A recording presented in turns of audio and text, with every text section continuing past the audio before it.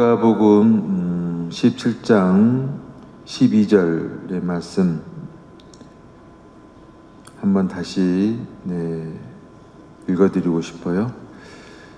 그분께서 어떤 마을에 들어가시는데 나병 환자 10사람이 그분께 마주 왔다.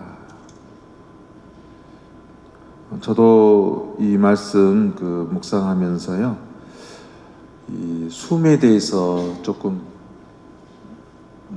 성찰이 되어지더라고요. 숨.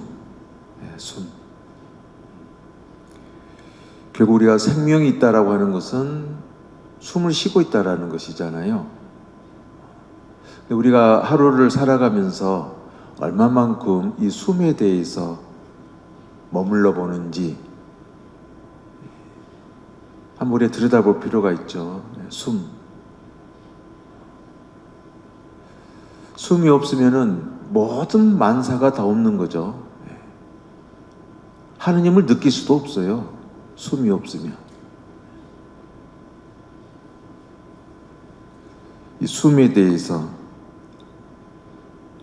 그러니까 이 생명의 숨이 없다면은 모든 활동이 없죠.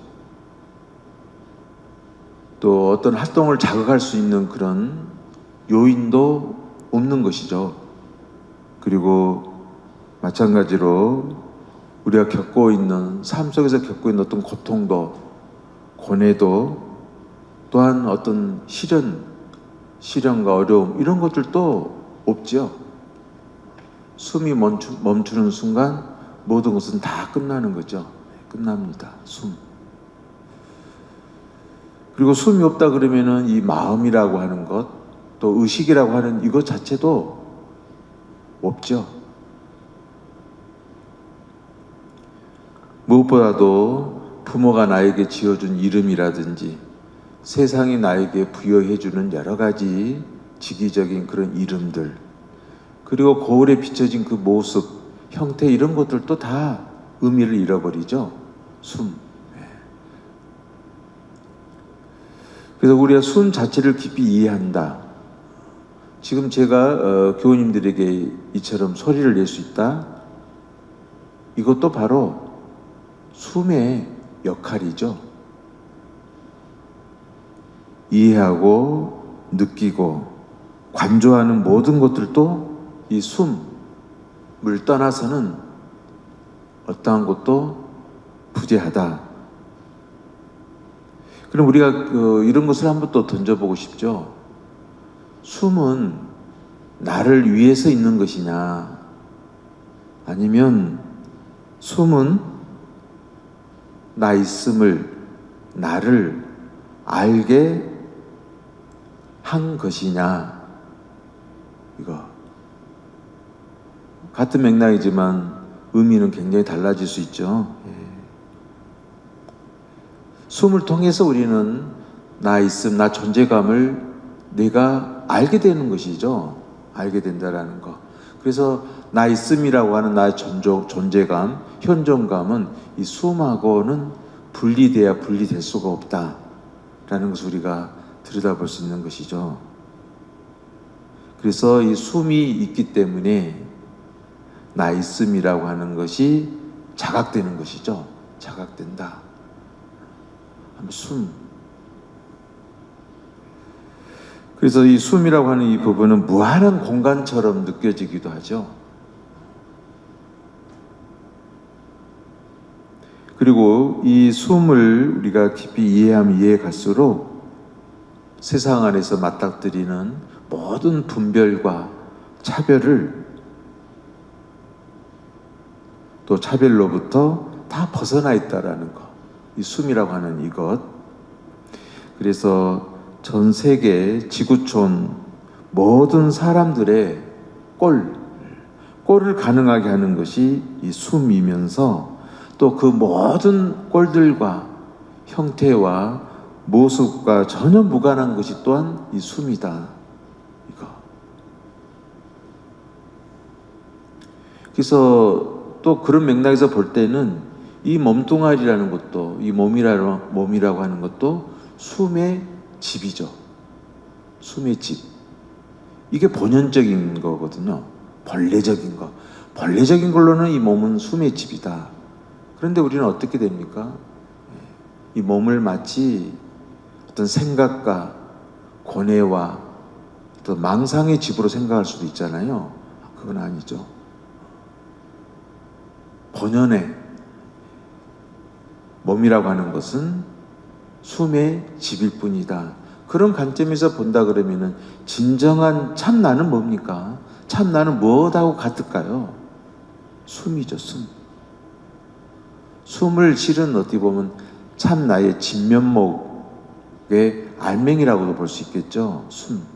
제가 오늘 이 강론에서 숨에 대해서 오늘들 좀 여러 가지를 언급해 드리는 것은 오늘 하루는 좀 보내시면서 내가 늘 잊어버리고 살아가고 있는 이 숨도 알지 못하면서 숨을 깊이 이해하지 못하면서 숨을 끝까지 이어가고 싶어하는 것, 그런 욕망은 어디서 오는 것이냐, 이런 것들도 한번 깊이 이해해보고 좀 들여다보시라는 것이죠.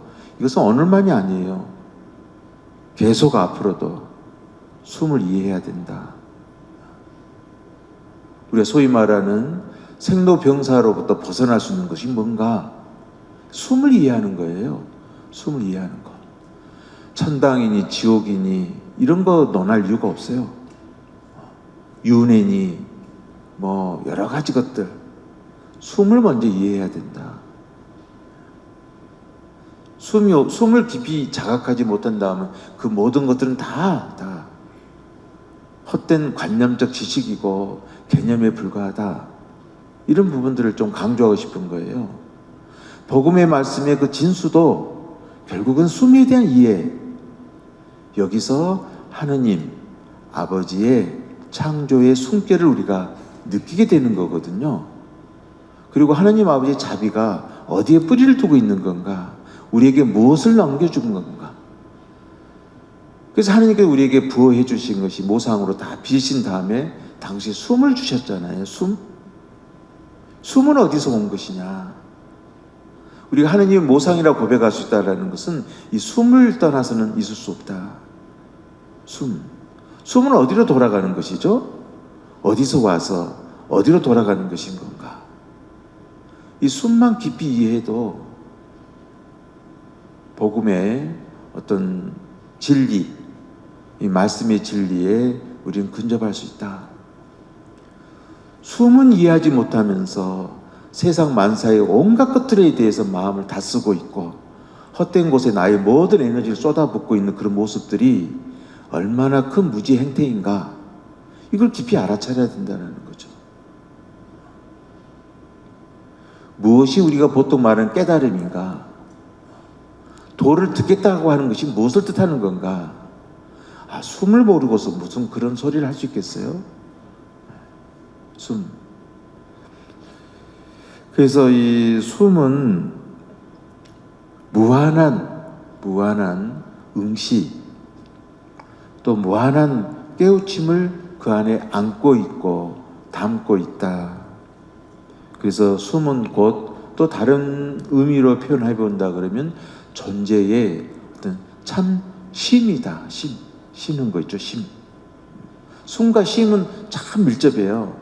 숨을 깊이 이해하면 이해할수록, 다가가면 다가갈수록 진정한 참된 쉼, 평화를 우리가 알아차릴 수 있는 거거든요.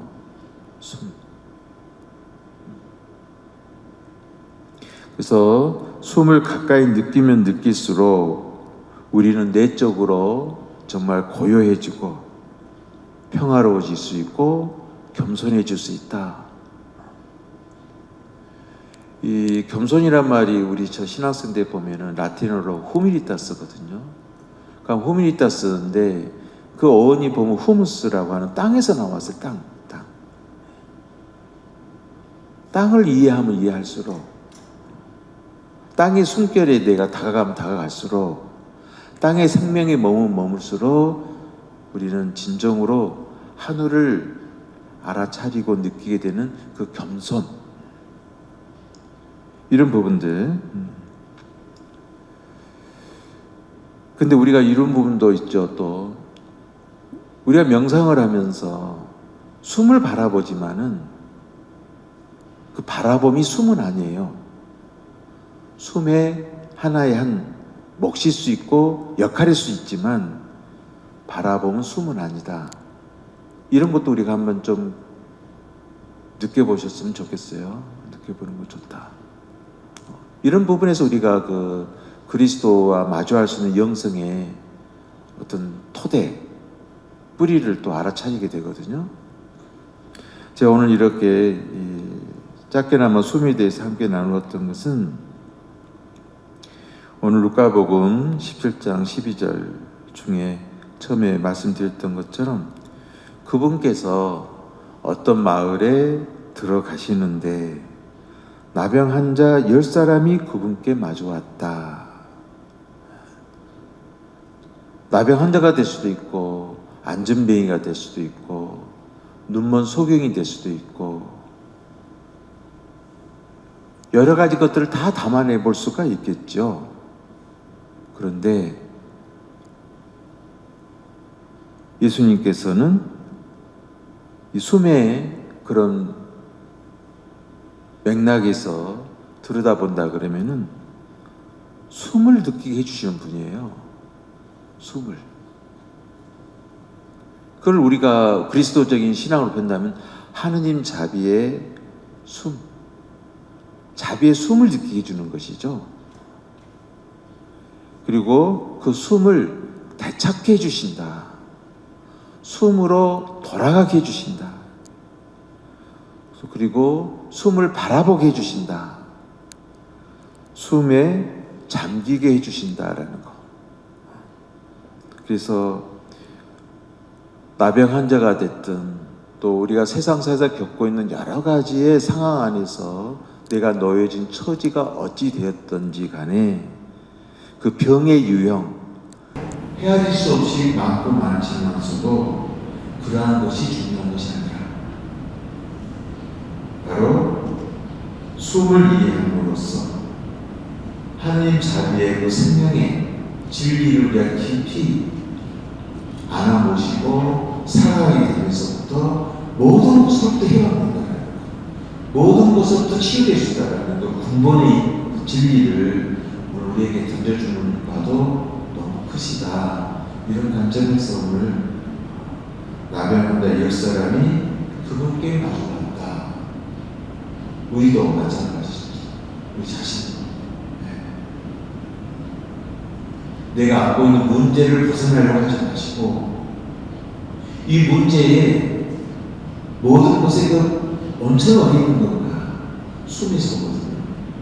숨을 이해하고 그 숨의 어떤 상황에 우리가 잠기고 머물게 되어지면 문제에 대해서 새롭게 바라볼 수 있는 지혜의 눈이 열리게 된다. 이런 것들도 함께 성찰해 보시기